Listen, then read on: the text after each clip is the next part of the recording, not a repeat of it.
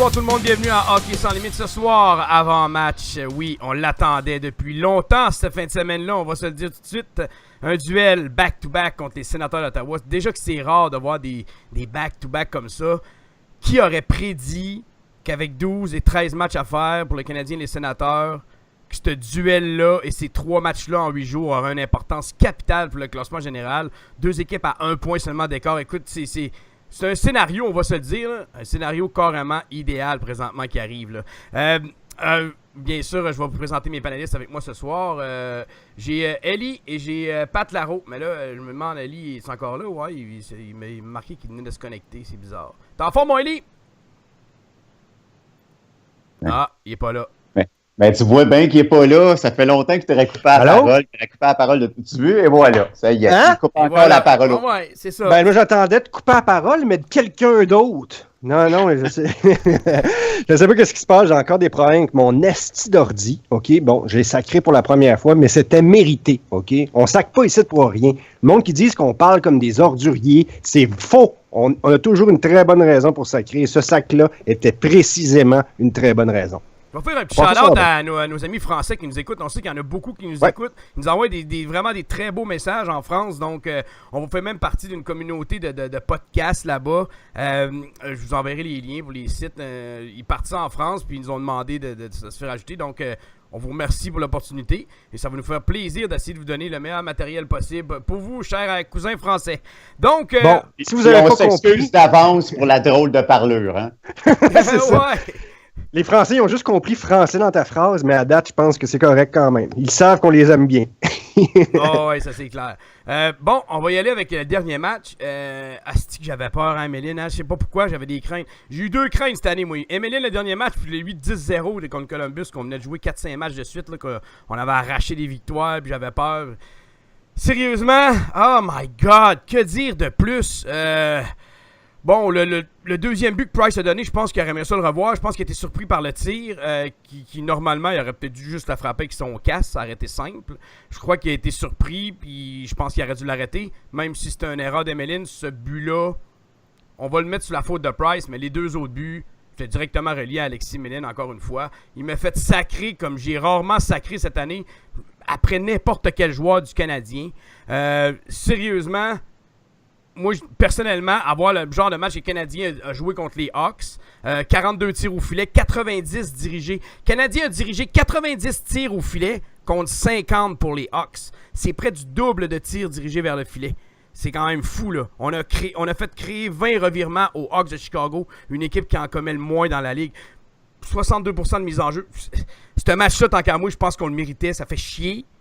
Puis je pense que c'est Emeline qui était la cause de ce match-là. Je sais pas ce que vous en pensez, vous autres, les boys, là, mais quand je vais commencer avec toi, Pat, vas-y donc.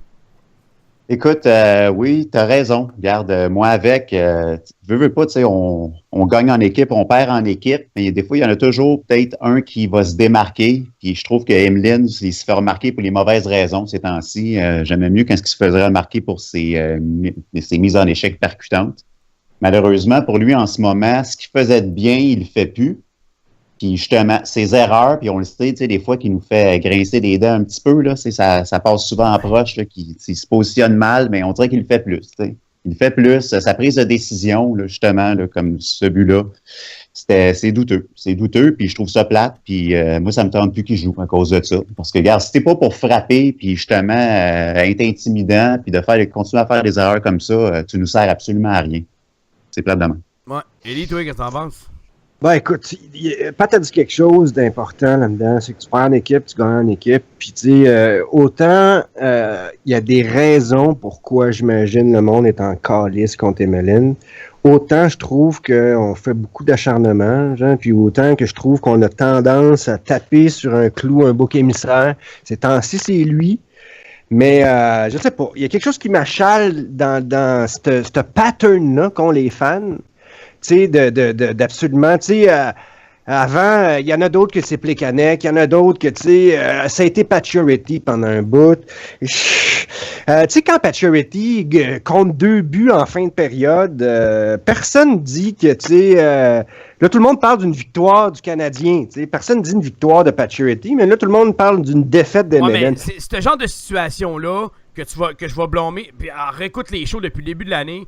J'ai blâmé Price pour certaines défaites, parce qu'un gardien de but, c'est normal que des fois, il y a certaines défaites, comme il va y avoir certaines victoires, je crois.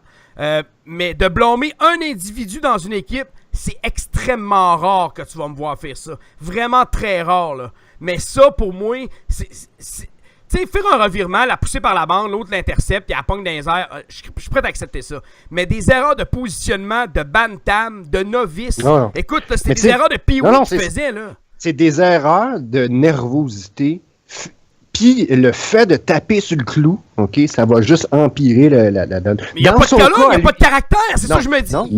Mais l'affaire aussi, c'est que c'était très flagrant. C'est comme dans notre face. C'est ça qui fait en sorte que peut-être ça attire plus l'attention et donc, oui, en effet, on va plus être capable de cibler, pointer du doigt. Mais en bout de ligne aussi, là, je pense que, tu sais, veut pas, en regardant ça et en critiquant ça, tout ce qu'on veut, c'est que l'équipe s'améliore. Puis c'est des fois en pointant le doigt puis en crevant l'abcès. Cette fois-là, je pense que ça va faire le contraire. OK, quand on critiquait Price, quand on critiquait Pacioretty, c'est parce que intérieurement, OK, on savait que ça pourrait les fouetter. D'être sévère avec eux, OK, pourrait aller fouetter leur ego puis faire d'eux des meilleurs joueurs et en bout de ligne, faire de notre équipe une meilleure équipe. La question que je vous pose, est-ce que vous pensez sincèrement qu'à s'acharner sur Emelin, on va faire une meilleure équipe? Puis est-ce que vous pensez sincèrement que ça va le fouetter pour le rendre meilleur, alors qu'on voit très bien qu'à chaque fois qu'une once de poids se rajoute sur ses épaules, il plie les genoux encore plus. C'est plus ça, c'est que cet acharnement, un peu comme dans le cas de Plekanec, là, ben, c'est pas constructif pour l'équipe. Puis, regarde, c'est bizarre parce que j'ai l'impression d'avoir un double standard, parce que souvent, je suis le gars qui chiale. Mais dans ce cas-ci, on dirait que je trouve que c'est tellement... Regarde, les réseaux sociaux, là, c'était tellement intense, là. Mais ça méritait. Il venait de jouer déjà deux mauvais matchs, qu'on se disait, crime, c'est la cause peut-être de certains buts, mais on le blâmait pas. Les autres matchs, on disait qu'il jouait mal, mais on était quand même clément avec lui, là. Mais là, ce match-là, le Canadien a joué un excellent match. Je crois que ça a été peut-être les premières 10 minutes, ça a été pas mal serré, mais après ça, le Canadien a pris les devants. Oui, c'est vrai qu'ils ont tiré beaucoup en troisième période. C'est une équipe qui abandonne pas, là. Mais sérieusement, c'est dur pour moi de ne pas le blâmer. Puis j'enlève rien de ce qu'il a fait au début de l'année. C'est juste que, rappelez-vous, il y a 2-3 ans, quand on disait Asti joue mal, il jouait mal. Ça y a-tu pris un an à prendre le système à Michel Terrien? Mais si c'est le cas avec Claude Julien, parce qu'il a fait des petits ajustements, moi, ce qui me tue, c'est que c'est un défenseur défensif qui est incapable de jouer sa position. Tu l'as dit toi-même, je t'ai demandé s'il y avait du caractère, tu me dis non, mais s'il n'y a pas de caractère, fais pas jouer ça. Non, j'ai pas dit que... Tu me dis s'il y a une colonne, OK? Du caractère, c'est d'autres choses, OK? Je pense que quand il essaie d'en faire trop, puis lui, il sait que sa seule ou sa grande qualité, c'est de pouvoir frapper, OK? Pour frapper en tant que défenseur, pour tous ceux qui ont joué défenseur, que ça soit pour vrai ou que ça soit virtuellement, vous le savez que si tu t'enlignes pour frapper un gars à ligne bleue, OK? Tu te sors de ta position. Mais si t'essayes, puis tu recules en plein milieu parce que tu te dis « Ah shit, j'ai pas le bon timing », tu t'es sorti de ta position. Quand Emelin doute, OK, il est absolument inefficace parce que il est pas capable de se timer, il hésite, puis en hésitant, il se met un pied ou deux hors position, il ouvre un trou, paf, puis là, c'est comme une boule qui tourne. Mais ça me fait penser au premier but. Ça, OK, mais le troisième but, il n'y avait aucune raison de s'en aller complètement. C'est carrément absurde. Écoute, je me suis levé, j'ai vu le jeu live, puis je me suis levé de ma chaise, j'ai dit « Qu'est-ce que tu fais là? » L'autre a passé en avant du but, Panarin tout seul, puis ça a donné que ça a été le but de la victoire. Tu sais, c'est ce genre de jeu-là. Mais oui, je comprends. Mais qu'est-ce que je veux, tu sais, tout ce que je veux en dire par là, OK? Puis pourquoi que je fais un long détour? C'est peut-être pour vous dire que l'erreur, OK, a peut-être été, c'est malheureux, OK, de dire ça, puis je veux pas commencer une polémique non plus, mais l'erreur a peut-être été de l'entraîneur de laisser Emelin là.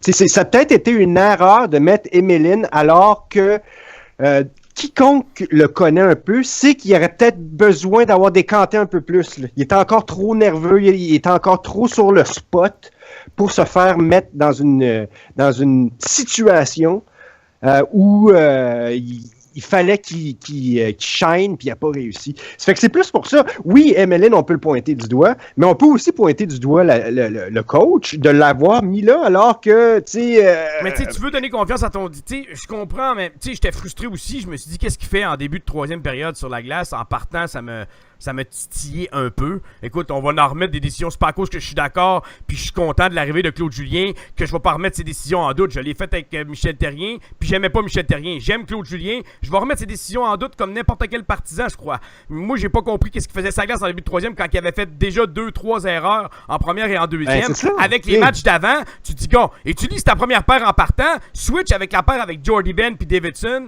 puis après ça, reviens avec ta paire avec la paire de Petrie puis Emeline. Tu sais, donne-toi une chance. Tu sais, c'était 2-0. Là, bang, ils font 3-0 en début de troisième. Tout le monde était comme... Moi, j'étais comme, bon, c'est fini. Ils ont montré encore du caractère. Ils ont donné une petite fin de game, on va le dire. Là. Mais si ce but-là n'avait pas lieu, on parle peut-être d'un point ou peut-être 2 pour le Canadien. On ne sait pas. Là. Moi, ça m'a tué. Là.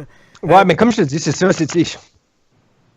Ouais, on va changer de sujet. On va switcher. Emeline, il joue pas à soir, là. Tout le monde est content, je pense. Là. Ouais, regarde, non, juste en terminant, je voulais dire qu'avant le match, avant le dernier match, là, je pense que Emeline, déjà là, on le voyait plus bien dans notre soupe là, pour bien du monde. Là. Fait que, en tout cas, d'après moi, il n'est que passager en ce moment. Justement, Loïc, c'est quoi cette histoire avec Beaulieu? On y va exactement drette, là. Beaulieu qui va jouer ce soir. Ses propos tenus hier... Sérieusement, moi, personnellement, ça m'a tué. Il a dit... rappelle-le pour tout le monde, là. Ouais, il a dit aux journalistes, je vais y aller vite fait, là, j'ai pas l'entrevue devant moi, là. Le journaliste il a demandé, tu sais, bon, t'as pas joué le dernier match, il a dit qu'il était extrêmement fâché, qu'il était vraiment en crise, on va se le dire, là, il était vraiment en crise, qu'il avait pas été regarder le match sur la passerelle. Donc, ce qui me dit qu'il a peut-être écouté la TV, ou peut-être même pas, en plus, parce qu'il a pas dit qu'il avait écouté la game, il a juste dit qu'il avait pas écouté la game d'en haut.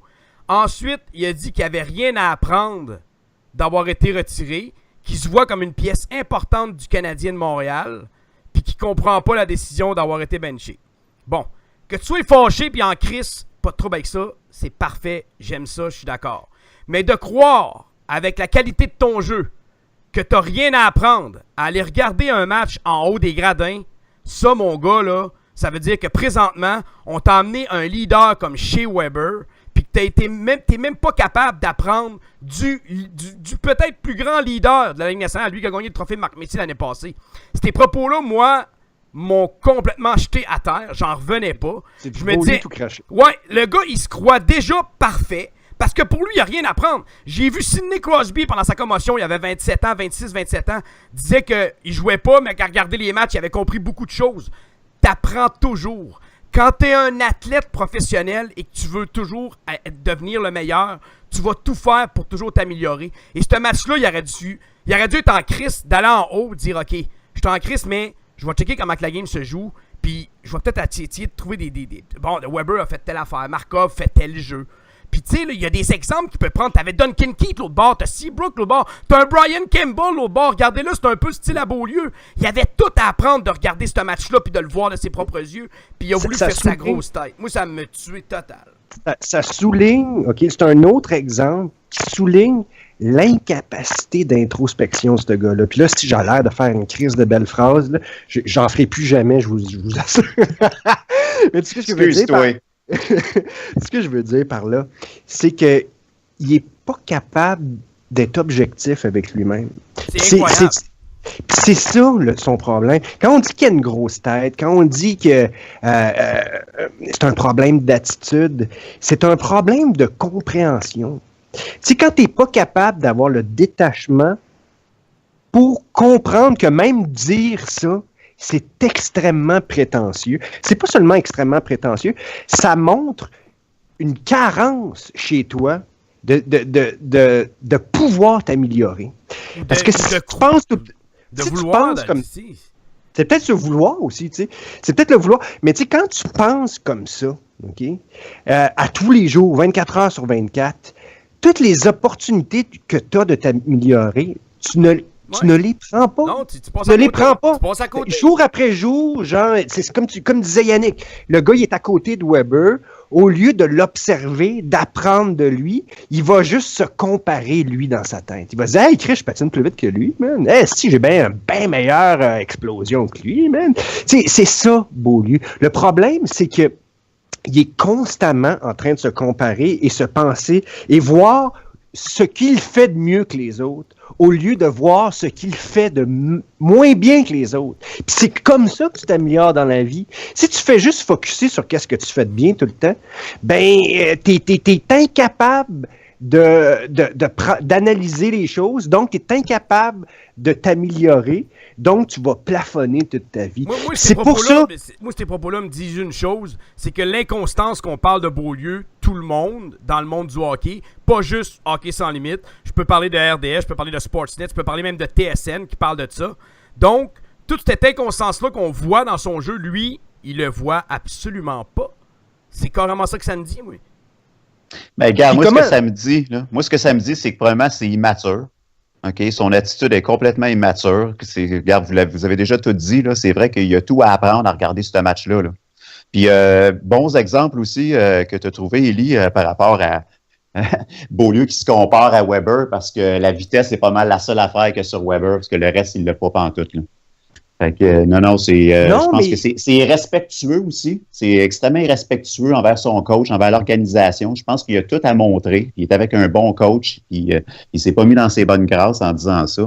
Puis c'est aussi très rancunier parce que si on n'était pas revenu après, là, c'est comme, come on. Là. Sylvain Sicat, il dit on est champion pour récolter encore des crises de cave à Montréal. Tu peux pas savoir comme un athlète que tu repêches à 18 ans qu'à 24 ans. T'sais, on savait cocky, Beaulieu, mais la plupart des athlètes, Price était extrêmement cocky, là. On va l'avouer, là. À ses débuts, c'était vraiment débile. Il finit par les casser. Il finit eux autres même. C'est ça, exactement. Un moment donné, c'est l'athlète. C'est à l'athlète à se regarder puis dire. Price, un moment donné, il s'est regardé puis il a dit OK, là, faut que j'arrête. Là, faut que je commence à m'entraîner. Puis si je veux être un gars régulier dans la Ligue nationale, il faudra que je mette les efforts sur la glace. Ce que Alak a montré, Alak travaillait énormément fort. Fait que Price s'est dit OK, si je fais ça, je devrais avoir du succès. Et on a vu la suite. Mais Beaulieu. Je sens rien de ça. Je sens pas de vouloir. Mais sais-tu, Yannick, je vais te donner la réponse à ça. Si tu ne crois pas et ne vois pas tes défauts, okay? Si on dit tes défauts, puis tu sais, t'es pas d'accord, dans ta tête, t'es profondément pas d'accord, tu peux pas travailler dessus. C'est le même Beaulieu à chaque fois qu'on y pointe quelque chose, à chaque fois qu'on y dit quelque chose, il vient en tabarnak, il le prend personnel, puis il pense que c'est injuste. Puis là, ça prend énormément de temps, OK? Qui fait que pendant ce temps-là, tu ne travailles pas sur ce que tu as travaillé. C'est ça son problème. Mais c'est un grave problème. Parce que, comme je le disais tantôt, en bout de ligne, ça fait poser une grave question. Est-ce que ce jeune-là, malgré tout le talent qu'il a, est capable d'amener ça au plateau suivant? Quel tout le talent? Quel tout le talent? Non, mais regarde. On a vu des étincelles de ce qui pourrait être et de qu'est-ce qu'on voudrait qu'il soit, mais il n'a jamais été constant. On en parle encore comme certains petits événements où il a brillé, mais regarde, c'est bien plate, mais il est rarement... son talent brut. C'est le problème du monde qui ont du talent brut. Ça a été facile toute sa vie. Il n'a jamais eu à apprendre avant parce qu'il y avait des skills plus que les autres. Ça fait qu'il n'y a jamais... Ben oui, c'est ça. Mais lui, il croit qu'il est rendu là. Il croit qu'il est un défenseur. Il a pensé se faire échanger. Dans sa tête, lui, c'est une superstar. Ça l'a toujours été. Puis c'est son plus grave défaut. Puis c'est le problème qui fait que probablement il aboutira jamais. Croyez-vous que c'est peut-être l'influence de son père? Parce qu'on va se le dire, pendant une couple d'années, son père a été une influence absolument négative sur ce gars-là. Son père qui a aussi une attitude un peu dans le même genre, hautaine un peu, un gars le menton un peu haut. Tu sais, je sais pas, c'est peut-être une raison parce qu'on s'entend que normalement, tu sais, l'œuf tombe jamais loin de la poule, tu sais, c'est comme pas, c'est jamais loin, là, on va se le dire tout de suite, là. Je sais pas, je peux pas. T'as raison, on s'en crée, c'est à qui, c'est quoi qui a causé ça? C'est lui, le seul qui peut régler ça. Ouais, parce que le monde, tu sais, comme souvent, c'est peut-être une question de développement ou tout, je crois pas, parce que rendu à 24 ans, on parle plus de développement, là. On parle qu'un gars qui serait supposé de 24-25 d'être là, d'être établi, ce qui n'est pas le cas encore de Beaulieu. Lui croit que oui, mais la réalité est tout autre. Je pense qu'on en est tous conscients. C'est juste que, pour moi, ça reste une question d'individu, là, présentement. Tu sais, comme Jared Tinordi, je me rappelle des scoutings de junior de Bob McKenzie, il disait tout que ça allait être un défenseur robuste en Ligue nationale, puis regardez, il s'est pas développé, même si t'aurais voulu pousser ce gars-là. Il joue même pas dans la Ligue nationale, puis il jouera peut-être jamais dans la Ligue nationale. Beaulieu a le talent, mais il a pas la tête qui vient avec. C'est pour l'instant, il va-t-il avoir un jour? Je lis pas, parce qu'il dit il y a une noix à la place du cerveau. Je suis même pas d'accord là-dessus. C'est un gars intelligent. Oui, peut-être le problème, trop, justement. Non, c'est pas trop. C'est comme, il y a du monde intelligent que ça monte à la tête. Je veux dire, puis il y a du monde intelligent que ça n'empêche pas que ce soit des égocentristes. C'est une particularité de sa personnalité qui fait que moi, j'ai conclu cette année qu'il va plafonner où ce qui est là tout le restant de sa vie. C'est mon opinion, j'en suis convaincu. Moi, je pense qu'il peut débloquer encore. Ben, je pense que tu as raison. Veux pas. C'est ça qui est. C'est Beaulieu. Je vous le présente. Il est comme ça. Puis en plus, ben, ça a l'air qu'il y a une petite attitude chiante. Mais en fait, je pense que tout le monde le savait. Il y a déjà eu. On le sait que on s'en cachera pas, c'est un douchebag. Moi, je pense que si ce gars-là s'en va dans une équipe où il y a peu d'attention, ou peu de journalistes, il va redescendre sur terre. Je crois que c'est le genre d'individu que tu peux pas avoir dans un gros marché de hockey. C'est là qu'il se sent plus big qu'il devrait l'être. Quand Beaulieu connaît des bons matchs, on l'encense, on le vante. Puis je pense que les 10, 15 ou 20 ou 30 bons matchs qu'il a connus sur 60, ben ça y monte à la tête parce que lui, les 30 autres qui a mal joué, il s'en fout parce qu'il retient juste les 30 qui a bien joué. Je pense que c'est ça. Je pense que c'est le genre d'athlète dans un marché comme le Canadien. Regardez Jody Benn. Il a connu un mauvais match, le 2-3 matchs, là, puis la plupart du temps, il est régulier comme une horloge. T'as rien à dire sur ce gars-là. Puis il tripe d'être acclamé, mais il changera pas son style. Puis tu le vois qu'il veut apprendre, puis tu sens que lui et Weber, c'est comme, tu sais, qu'ils s'entendent bien, tu le sens tout de suite. Tu sais, il y a Pop sur le chat qui dit aussi, il dit, si Weber se donne pas la peine de lui parler pour essayer de lui faire comprendre, il n'y a rien à faire. C'est pas à Weber à y parler. C'est à Beaulieu à aller voir Weber puis y demander des conseils. C'est pas à Weber d'aller voir un gars de 24, un gars de 18, 19, 20 ans. Sergachev, l'année prochaine, il va aller le voir, Weber. Il va y parler, mais que Sergachev soit là. Mais à 24 ans, t'as pas à aller voir un athlète puis y parler. C'est à Beaulieu aller le voir et dire, j'ai de la misère dans telle facette. C'est quoi que je pourrais faire? C'est quoi que tu pourrais faire? T'sais, c'est à lui à demander. C'est tellement de bonnes nuances, c'est tellement de bonnes nuances, puis c'est tellement subtil, ok, comme approche, là, mais ça dit tout. C'est la différence entre devoir se faire parler, puis aller voir pour se faire parler. C'est tellement différent comme approche mentale, là, puis ça dit tout, man. Il y a rien d'autre qui peut être dit sur ce gars-là. Est-ce qu'il va changer un jour? J'y souhaite, ok, mais ben franchement, je pense qu'on en a déjà trop parlé. On va voir, j'espère qu'il va connaître un gros match à soir. Tu sais, on s'entend, souvent il a été benché, puis on s'entend qu'il peut avoir un gros match à soir. Puis... Lui, il va bien réagir, par exemple, à la pression. Ouais, lui c'est pas pareil, c'est différent. Ouais, j'avoue, ça c'est différent. Tu sais, ça vient avec sa personnalité aussi. Ouais. Mais bon. Bon, les boys, on va passer à l'avant-match ce soir, Canadien. Oui, Canadien. Il y a un peu Pop qui dit, Yann, combien de joueurs ont pris du galon sous le soleil sous les conseils de Chelios et Robinson? Exactement. Mais c'est à Beaulieu à demander des conseils. S'il en demande pas et qu'il n'y en a rien à foutre, rappelez-vous l'incident des push-ups au début de l'année. C'est un peu ça, hein? On va y aller avec ce soir. Allez-y vos prédictions sur le chat. J'ai déjà pris celle-là de Biz, qui est pour les Sens, sans surprise. Et bien sûr, il y a Loïc qui vient de donner la sienne aussi. Donc, allez-y avec vos prédictions. Moi, je vais donner avec les statistiques des deux équipes. Canadien, Ottawa. Canadien au 8e rang, 86 points. Ottawa au 9e rang, 85 points. Les buts par match. Canadien domine quasiment dans toutes les catégories, sauf en désavantage numérique. Canadien, but par match, 2,7, 17e. Ottawa, 19e à 2,61. Les buts alloués par match, Ottawa est au 9e rang à 2,55. Les Canadiens au 8e rang à 2,49. L'avantage numérique du Canadien est à 20,1% au 12e rang. Celui des Sénateurs au 21e rang à 17,7%. Et le désavantage numérique des Sénateurs qui est meilleur, celui du Canadien à 81,9%, celui du Canadien à 80,6%. Donc 11e pour les Sénateurs et 18e pour les Canadiens. Les meneurs, Pacioretty 60 points, Carlson 63 points. Alors, les buts par période, je peux vous les donner. 57 Ottawa en première, 47 Canadiens en deuxième. 61-60 pour Ottawa en première période. Je veux dire, 57-42 en première pour Ottawa. Excusez. Deuxième période, 61-60 pour Ottawa. Puis en troisième période, 73 buts marqués par les Canadiens contre seulement 58 contre les Sénateurs. Donc, vous attendez à quel genre de match ce soir, les boys, et votre prédiction? Ok, je vais commencer avec toi, Pat. Vas-y donc. Et que je l'attendais cette fin de semaine-là, les gars, parce que Ottawa, c'est une équipe que j'aime pas. OK, ça a l'air d'être un genre de rap, là, mais c'était pas ça que je faisais pantoute, là. Non, mais regarde, je les aime pas.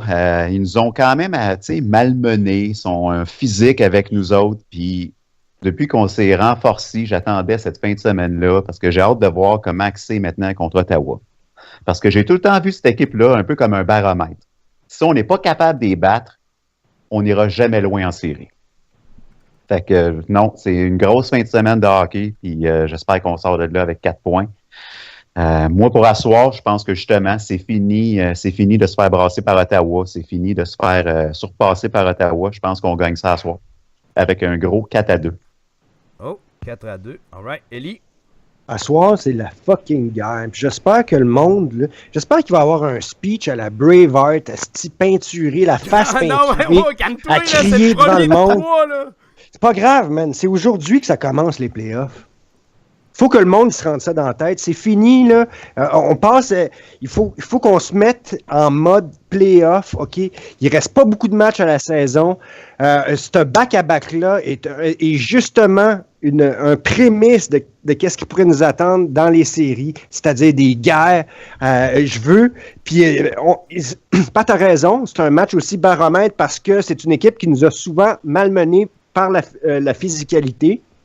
Puis là, on a 2-3 joueurs de nouveau, on a une nouvelle 4e ligne, patati patata, une nouvelle attitude. J'ai hâte de voir comment ça va clasher les deux, voir si le fait d'avoir, nous aussi, des armes va nous faciliter ou va changer l'allure du match. J'ai bien hâte de voir ça parce que c'est pas seulement Ottawa, c'est toutes les autres équipes robustes. C'est comme Pat l'a dit tantôt, si on est capable de confronter Ottawa comme du monde, ben on va peut-être bien faire contre les autres équipes qui vont appliquer ce style de jeu-là. Puis c'est Ottawa, l'équipe qui a pris le dessus dans mon cœur dans les astis d'équipe que j'haïs. Ça fait que, wow! Quoi demander plus? On sort d'une défaite cuisante. Faut qu'on prouve qu'on est capable de rebondir. Faut qu'on prouve qu'on est capable de rester premier dans cette division-là. Je m'attends à la guerre, Yannick. Ouais, puis c'est ça. Puis, mais prenez-moi pas, là. Veux pas, là. C'est, tu sais, Ottawa, c'est pas la meilleure des équipes. C'est juste que, veux pas, c'est intra-division, c'est important. Puis, si on n'est pas capable de battre une équipe comme ça, on peut même pas penser battre les meilleures équipes. Parce que, veux pas, je disais la même affaire contre Chicago. Si on n'est pas capable de les battre, à quoi ça sert d'aller dans les maudits playoffs, tu sais? Mais en tout cas, veux pas, c'est ça. C'est comme c'est une équipe robuste, une équipe avec de l'attitude, puis on a toujours trouvé le moyen un petit peu de s'écraser contre ça. Là, j'espère que c'est fini. Ben moi, je pense que la série va commencer tranquillement, les boys, comparé à vous autres. Je m'attends que ça commence aujourd'hui. La première période, ça va être une période plus d'évaluation. Deux équipes vont s'étudier. J'ai vu contre les Hawks, Ottawa, c'est une équipe qui joue extrêmement serrée, un peu comme le Canadien. J'ai l'impression que plus... On joue 3 matchs en 8 jours. Faut pas que ça parte intense, ben raide, là. Moi, d'après moi, ça va commencer tranquillement. Tu vas avoir de l'intensité plus vers la fin de la deuxième et en troisième. Demain, on va en avoir encore plus au Centre Bell. Puis le troisième match, ça va être à son apogée, d'après moi. Ça va être fou raide. La semaine prochaine, samedi prochain à Montréal, là, le 25, là, je pense que ça va être hallucinant. J'ai hâte de voir. Là, supposément, Condon serait là pour les 2 matchs en fin de semaine. En plus, je crois que on va s'occuper de cette équipe-là. On va chercher les 2, tabarnak. C'est tout. Steve, why not? Pourquoi pas? Hein? Pourquoi pas y espérer ben oui. ici? Let's go! Il faut qu'on commence à gagner. Il faut qu'on commence à se donner confiance. Il faut qu'on commence à y croire. Puis on n'a jamais perdu 2 matchs avec Julien à date de suite. Pas une fois on a perdu 2 matchs de suite. Puis on a perdu le dernier, donc fuck la tendance Ottawa, se maintient. Fuck Ottawa, fuck. Puis Julien, même, connaît Ottawa aussi depuis longtemps. Ça fait qu'il doit pas les aimer, les autres aussi. Puis il essaie de me chercher il dit Condon ou Price. On va y aller avec les prédictions du chat. Pops, 4-3 CH. Sylvain, tu me déçois. Sylvain. Il a dit 3-1 Sens. Benoît, 5-3 CH. Loïc, 4-2 Montréal. Biz, 3-1 Montréal. Moi, je vais y aller avec une victoire du Canadien 4-2 ce soir, moi aussi. Moi aussi 4-2. Fait que tu vois, on chicanera pas à soir. Qui sort comme Loïc. 4-2. Ouais, puis Loïc aussi, donc on est tous dans la même prédiction. Fait qu'on va tous te staguer à soir, on a raison. Donc, merci beaucoup tout le monde d'avoir été là. Merci beaucoup, Élie. Ouais, merci. Merci beaucoup, Pat. Hey, merci, boys. Yes, sir. Vous venez d'écouter Hockey Sans Limite. On vous invite à nous suivre, bien sûr, sur notre site, notre compte Twitter, pardon, le commercial Hockey SL, page Facebook de Hockey Sans Limite, notre site web, le hockeysanslimite.ca. Nous, on se donne rendez-vous demain soir. Demain soir, autre avant-match Canadien-Sénateur. Oui, demain soir avec Baba, avec JD, avec Ellie. Demain soir, un autre gros show à vous donner. On vous remercie d'avoir été là. Vous venez d'écouter Hockey Sans Limite. On vous souhaite un excellent match Canadien-Sénateur. On se revoit demain. Bon match!